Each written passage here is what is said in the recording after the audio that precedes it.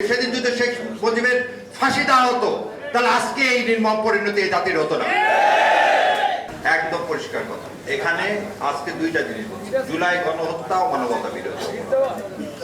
বাংলাদেশের ইতিহাস না 47 থেকে এ পর্যন্ত যদি কোনো দল রাজনৈতিক সাংস্কৃতিক ভাবে জঙ্গি হয়ে থাকে সেই দলের নাম বাংলাদেশ আওয়ামী লীগ।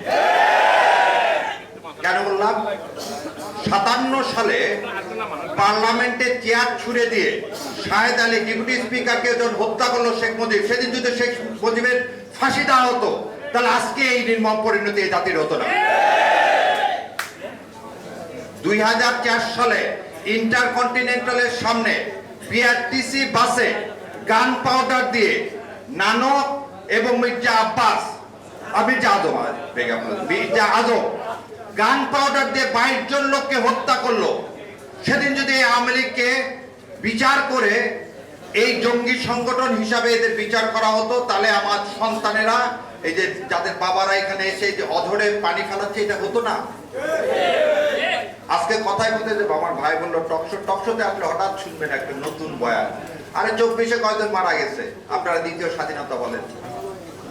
ওনারা কখনো 24-এর সাথে বিচারের সাথে আপনাকে কিছু জিনিস অ্যাড করতে হবে। কি কি অ্যাড করতে হবে?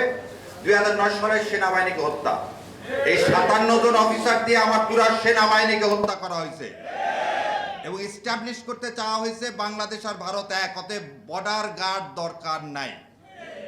আমরা স্বাধীন সার্বভৌম দেশ। ভারত পুশিন করে, ভারতের কাছে আবার অনুরোধ, নতুন ত্রিবেদী সাহেব আসছে, তার কাছে অনুরোধ, আইন টাইন কিছু লাগবে না, পুশিন তো করতেছেন রাত্রেবেলা। দয়া করে আওয়ামী লীগের লিডার শেখ হাসিনা আর আমার হাদির আসামিদেরকে দয়া করে পুশিন করেন। কোথায় করবেন? আমরা যে সাদরে ফুলের মালা নিয়ে দাঁড়ায় থাকবো। চান পুশিন করতে, তাহলে এদেরকে পুশিন করেন, ছোট ছোট মা বাচ্চাদেরকে করেন না। আসুন, বিচার কার করবেন? মোদি আসলে এই দেশে, একটা দেশের প্রাইম মিনিস্টার আসছে, মানুষ তার বিরোধিতা করছে। আপনি পাখির মতো সেদিন 2023 সালে ব্রাহ্মণবাড়িয়াতে 23 জন মানুষকে মেরে ফেলে দিলেন। 21 সালে পাখির মতো অন্য দেশের একজন প্রাইম মিনিস্টার, আজকে যে কথা বলা হচ্ছে, শাওন যে কথাগুলো বলতেছে আমার মুখে এগুলো আনা যাবে না, লা হাওলা ওয়ালা কুওয়াতা ইল্লা বিল্লাহ। এটা যদি গণতন্ত্র হয় তাহলে একটা দেশের প্রধানমন্ত্রী আসছে, আমার কয়েকটা ছেলে পেলে দাঁড়াইছে তার বিরোধিতা করতে, আপনি পাখির মতো গুলি করে মেরে ফেলে দিবেন? তাহলে এই সংগঠন জঙ্গি না?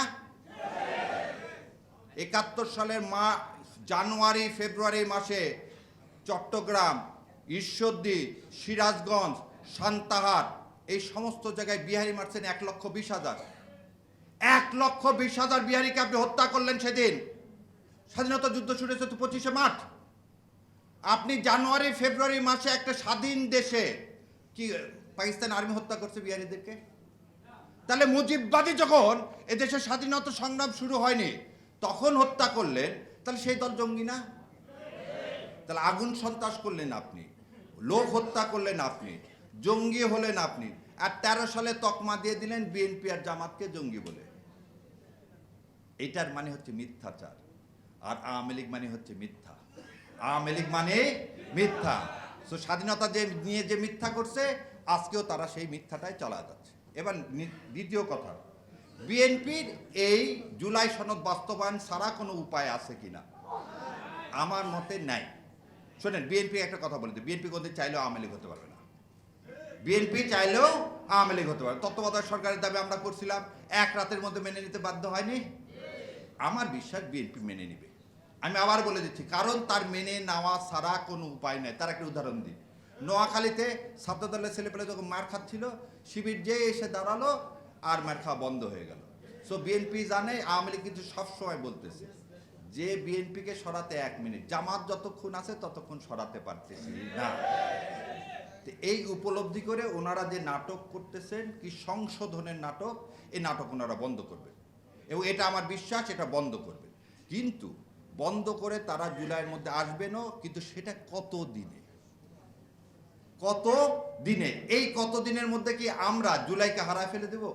সেই জন্যে আমার একান্ত অনুরোধ, মাননীয় বিরোধী দলীয় নেতার আমার ভাই যেটা বললেন, চলেন গণ আদালত করি।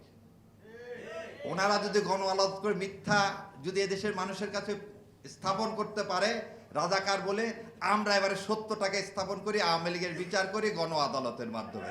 ধন্যবাদ আপনাদের সবাইকে। আসসালামু আলাইকুম রহমতুল্লাহ বরকাতুহ।